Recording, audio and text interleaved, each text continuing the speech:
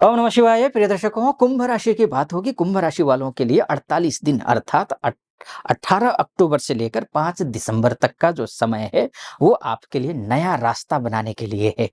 गुरु उच्च होकर आपके लिए वह अवसर देने वाले हैं जिसकी अभी तक आपने कल्पना भर की होगी। अब दृष्टि बदलेगी आपकी और पूरी दिशा बदल जाएगी। धनतेरस से सौभाग्य की गति शुरू हो रही है। यह वो अध्याय है जहां भविष्य खुद आपका इंतजार कर रहा है। सबसे पहले कुंभ राशि वाले कैसे होते हैं यह समझ लीजिए आप, अर्थात आप कैसे हैं। विचारः कुंभस्य प्राणः कहा गया है। कुंभ राशि का स्वभाव है ज्ञान, नवाचार यानी इनोवेशन और मानवीय हित। और गुरु उच्च होते हैं तब यह विचार शक्ति सृजन बन जाती है। आपके लिए यह काल कुंभ राशि के जातकों के लिए सेवा का है।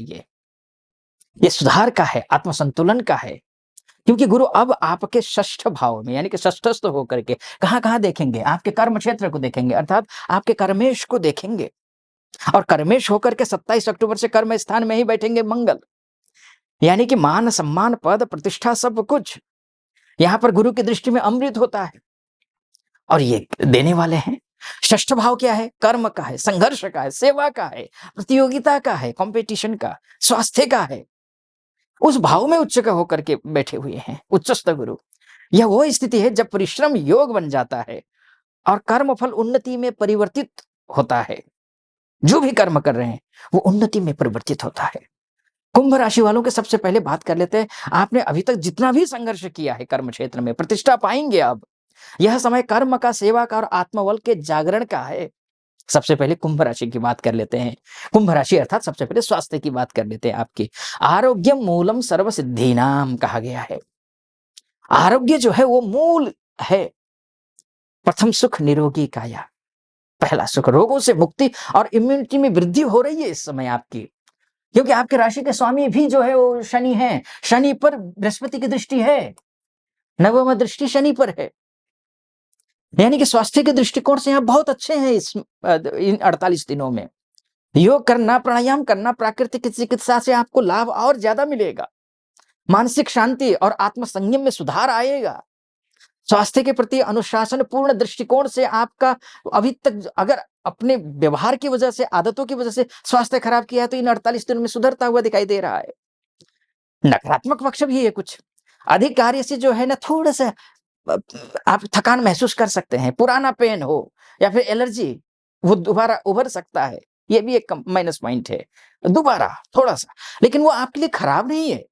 कहीं छुप कर बैठा हुआ था, बाद में तकलीफ दे सकता था, तो अभी वो उभर कर आ जाएगा सब ठीक करने के लिए, क्योंकि उपचार से ठीक होगा। भोजन और दिनचर्या में असंतुलन से जो है ना एसिडिटी हो सकती है, थोड़े से ध्यान रखना है आपको।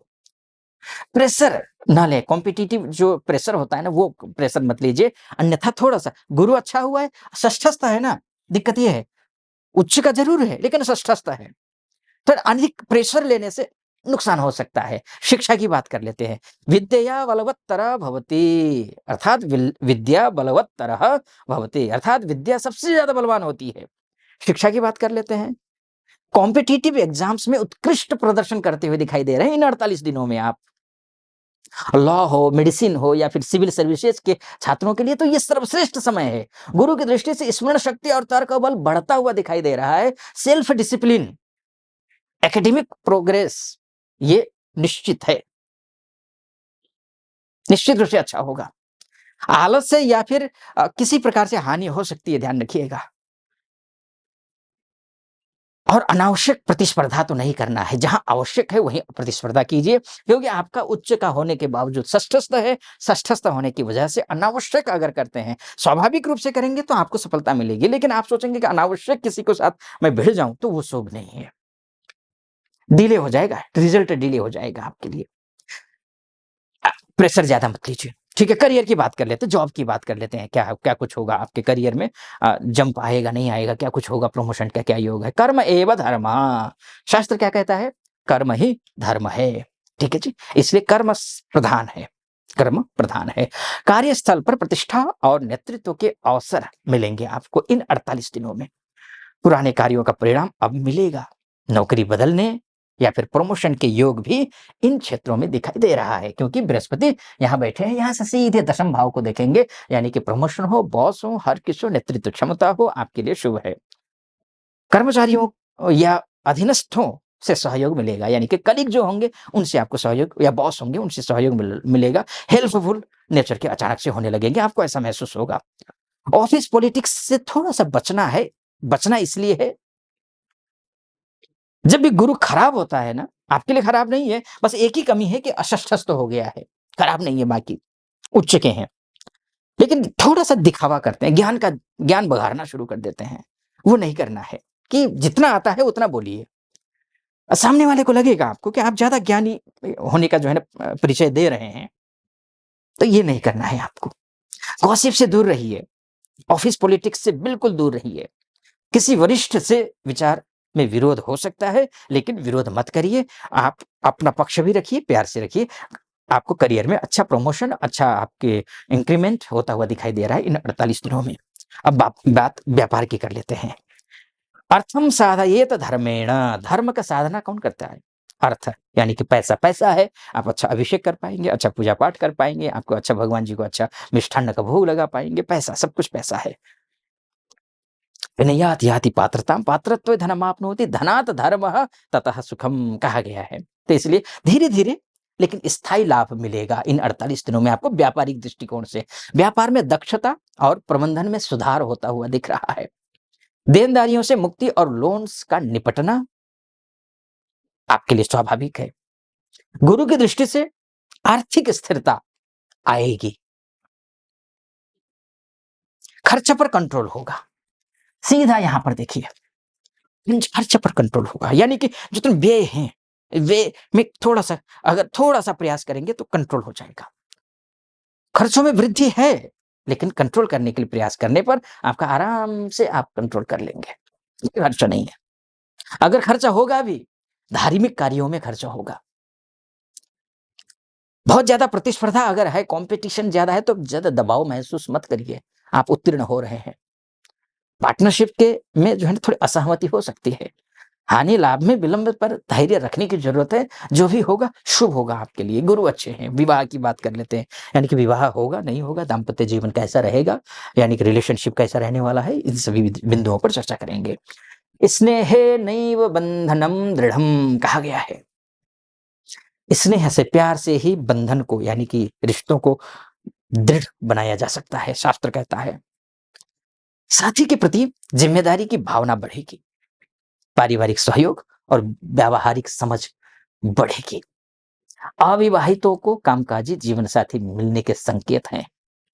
विवाद सुलझाने में संयम और धैर्य से सफलता मिलेगी। नकारात्मक पक्ष क्या है, यह भी समझ लीजिए। कार्य व्यस्तता से संवाद की कमी है। कार्य में बहुत ज्यादा व्यस्त रहेंगे, जिसकी वजह से संवाद से में कमी आने वाली है। साथी के प्रति उपेक्षा या फिर कठोरता नहीं लाना है। अगर लाएंगे नुकसान में है आप। कठोरता नहीं लाना है, उपेक्षा नहीं करनी है किसी की। अहम या फिर व्यवहारिक दृष्टिकोण में संबंधों को ठंडा बना सकता है। अहम अहम नहीं लाना है, घमंड अर्थात।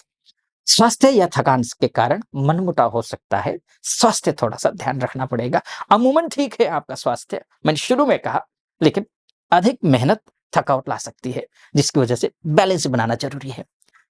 अब बात कर लेते फाइनेंस की। धनम कष्टेन लभ्यते धैर्येण रक्ष्यते। धन जो है ना कष्ट से प्राप्त होता है, और उसकी रक्षा कैसे होती है? धैर्य से। कष्ट और धैर्य दोनों दोनों ध्यान रखिएगा, ठीक है। ऋण मुक्ति और स्थायी आय के योग है। तो गुरु की दृष्टि से आय का पुनर्संतुलन होगा। अव्यवस्थित हुआ है ना, व्यवस्थित हो जाएगा। लंबे समय से रुकी हुई राशि प्राप्त होगी। पैसे रुके हुए आएंगे। कर्म और परिश्रम से धीरे धीरे समृद्धि की ओर जाएंगे, लेकिन कर्म और धैर्य दोनों जरूरी है। असावधानी, नकारात्मक पक्ष क्या है यह समझ लीजिए। प्रतिस्पर्धा के कारण टेम्पररी फाइनेंशियल जो है प्रेशर महसूस कर सकते हैं कुछ क्षणों के लिए, ज्यादा कंपटीशन होने के कारण, लेकिन विजय प्राप्त करेंगे। एंड ऑफ द डे 48 दिनों के अंदर थोड़ा सा महसूस करेंगे, फिर विजय प्राप्त करेंगे। अननेसेसरी खर्चा तो मैंने शुरू में कहा आपको नहीं करना है। अनावश्यक खर्चा आ सकते हैं, लेकिन नहीं, अगर नियंत्रित कर लेंगे आप, नहीं करेंगे तो नहीं करेंगे, कोई बाध्यता नहीं है यहाँ पर। मैंने शुरू में आपसे कहा, पैसे बचेंगे आपके। किसी भी अपने, अगर आप कोई ओनर हैं तो, या फिर आप किसी को लीड करते हैं, तो दूसरे की गलती हो सकती है, जिसकी वजह से आपको आर्थिक नुकसान हो सकता है। हाँ, ये सावधानी बरतने की ज़रूरत है।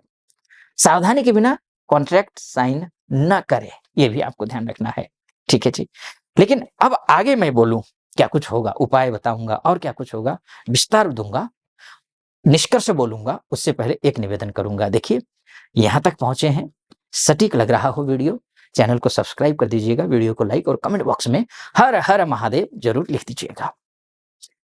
उपाय बताऊँ, उससे पहले आपको शिकायत होती है कि आचार्य जी, हमें विधि और विधान नहीं पता, कैसे करें? तो इसी बात को ध्यान में रख कर के एक नया यूट्यूब चैनल शास्त्रार्थ नाम से बनाया है मैंने, जिसका डिस्क्रिप्शन में आपको लिंक मिल जाएगा। वहाँ जाइए, 6-7 वीडियो है, ज़्यादा वीडियो अभी नहीं है, अपलोड नहीं किया है, नया चैनल है इसलिए रोज़ करता जाऊँगा। लेकिन वहाँ जाइए, वीडियो देखिए, कौन-सा दान कब करना है, कब नहीं करना है दान। दान बेवज़ह कर रहे होते हैं लोग, बेवज़ह। और पता चला भाग्य को ही खराब कर रहे होते हैं। नहीं करना है कब, कब नहीं करना है, कब करना है, कब जब करना है, कब नहीं करना है, ये सब कुछ मैंने बता रखा है। आप उसको फ़ॉलो कीजिए, जाइए, सब्सक्राइब कीजिएगा, सारे वीडियो देखिए, सब्सक्राइब कीजिए, लाइक कीजिए, कमेंट भी कर दीजिएगा। जो भी प्रश्न है वो रख दीजिएगा, या फिर हर हर महादेव लिख दीजिएगा, वहाँ भी, यहाँ भी। इतना कर दीजिए। अब मैं उपाय में जाता हूँ। उपाय के तौर पर ये है कि ओम नमो भगवते वासुदेवाय, इस मंत्र का जाप कर सकते हैं आप, सबसे पहले तो ये करिए।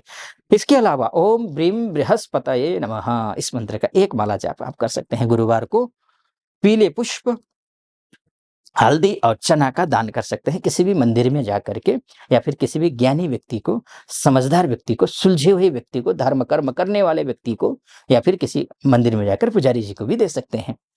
किसी रोगी या फिर ज़रूरतमंद की चिकित्सा में सहयोग करिए तो शुभ रहेगा आपके लिए। अपने कर्मचारियों या फिर अधीनस्थों के प्रति सौम्यता रखिए, शुभ रहेगा। पीपल के वृक्ष के नीचे दीपक जलाइए, ये भी शुभ रहेगा आपके लिए। सेवा एव परम धर्मः कहा गया है, कर्म और करुणा ही सच्चे गुरु की उपासना है। यानी कि गुरु अर्थात वो गुरु नहीं, ग्रह गुरु की बात कर रहा हूं मैं। गुरु का षष्ठस्थ होना, उच्च होना, कुंभ राशि वालों के लिए संघर्ष में सिद्धि और कर्म में विजय का समय है ये। यह काल आपको सिखाएगा कि सच्ची जीत प्रतिस्पर्धा में नहीं, संयम में होती है।